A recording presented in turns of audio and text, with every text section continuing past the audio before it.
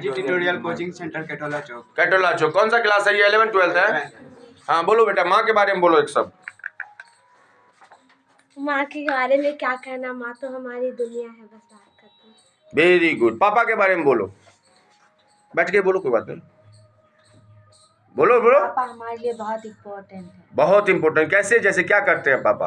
पापा हमारे लिए बहुत कुछ करते हैं। ठीक है, बोलिए बेटा पापा के बारे में जो भी बोले थे। पापा जब भी आते हैं हम बहुत खुश होते हैं। पापा बहुत दिनों के बाद आते हैं, इसलिए हम बहुत खुश होते हैं। बहुत दिनों के बाद आते हैं, बहुत दिनों के इसलिए खुश रहते हैं। शिक्षक पे कौन बोलेगा? गुरु पे अभी बोले थे, आप बोलिएगा, बोलिए। टीचर एक ऐसी चीज़ है जो हमें सही रास्तों पे चलने का रास्ता दिखाते हैं।